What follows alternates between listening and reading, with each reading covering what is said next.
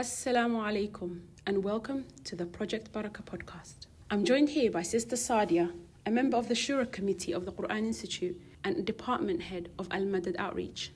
Sister Sadia, you have 3 daughters, mashallah. What kind of concerns do you have in raising your daughters? From my personal opinion and growing up within this society as well, I'd say one of the top challenges is the social peer pressure and almost fitting into society for young girls.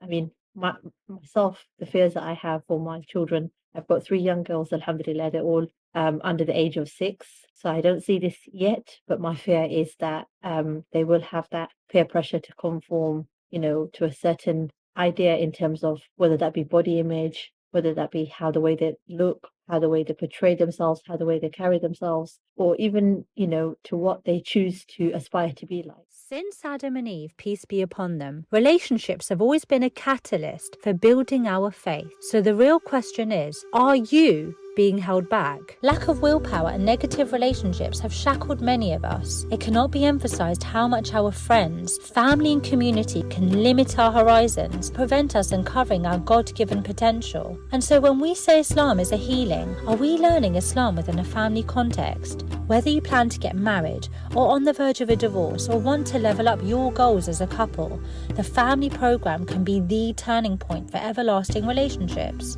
Learn and cultivate thankfulness and forbearance mindsets to become a positive influence to yourself and others. Eventually, you will build a growth mindset that will leave you never looking back as you venture forward to a new life. The family program. Learn, heal, grow.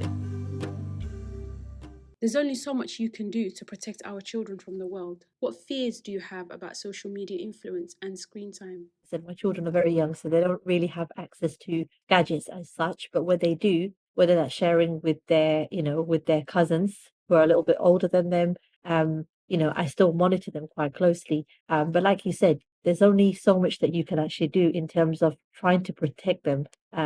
Because there are loopholes as well. I mean, growing up myself, I remember there used to be like proxy sites that you can access. Our parents didn't know about these things. Yeah. And alhamdulillah for having that level of awareness within ourselves that we can, counteract that we can better manage that. So yeah, I think you are correct in what you're saying in terms of better managing it and also having that supervision aspect of it as well. What benefits have you found in Youth Sanctuary Centre for your daughters and young sisters in general? Like I said, my children are quite young, so they can't benefit from it yet. But for me, the way I see it, as even with your daughters and our nieces, alhamdulillah, it's a place for them to, it's an outlet where they can really, take their hijab off. They can mingle with other like-minded sisters, like-minded mothers, for us as well. And I feel like that's really, really beneficial in building their confidence and building it in the correct kind of environment in terms of the correct like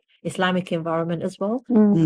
Especially, when you've got so many other kind of social clubs out there, that may not have the correct tarbiyah at the same time. So I feel like it's really crucial. Do you think having our YSC work as part of our Quran Institute outreach has helped parents connect with their kids, seeing that we uniquely allow mothers and daughters to attend? With us being at the forefront of the Youth Sanctuary Centre, for me personally, with Husna, my eldest, when I first started off with yourselves, I remember my first Nasiha session, I was really, really nervous, and I was telling her, because she's one of the children that can understand, she's at that age of understanding, so I explained to her, Husna, Ummi's going to be doing her first Nasiha session, and that really inspired her. And going forward as well, each Friday she knows that this is a routine. Friday, Ummi picks us up from school. We're going to go here, and Ummi's going to go to her youth center, and she'll catch up with me in the morning. So I feel like it's setting that benchmark for our children and for children out there in society, especially women. That we're setting a certain benchmark, but they're gonna inshallah go above and beyond that benchmark. That positive peer pressure that really helps to boost that. I agree. I remember that example, and subhanallah, just hearing that from a 5-year-old, it really hit home for me, because it's like a 5-year-old can subhanallah comprehend that. And not just that, it's that positive influence that she sees, and it's not it's not, sometimes these things are kind of brushed under the carpet. They don't really speak to you about them. But when they're at that age as well, subhanAllah, I know like my daughters, they come to me, say, look, I really like this, what Janaina did, or this is what Jannah Afa did, this is what Aiza Afa did, or, one of the young, one of the young brothers, Ali did this, for example. It really motivates them. And it's like this healthy competition that they have.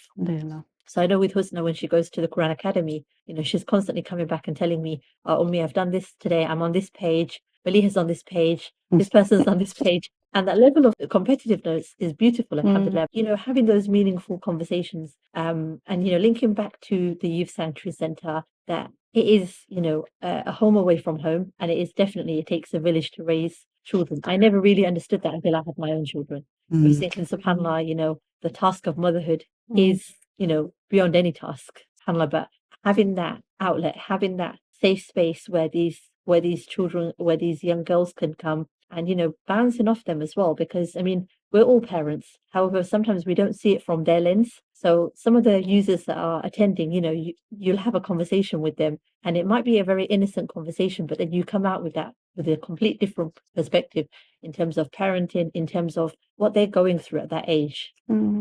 Especially some of the older girls as well. And, like you said, it might be a cry for help. And that's, our way of trying to help the community and really help the Ummah. Sometimes you might have all these services. Sometimes you might do what's within your utmost best. I know with my mum, she raised 2 daughters as single-handedly. And alhamdulillah, I wouldn't have it any other way. But there's people out there that, subhanAllah, they come from a normal kind of background, a normal kind of, mother-father relationship, and they've got multiple children and they've gone above and beyond, but yet the child goes down a complete different turn. And subhanAllah, that's not within our control.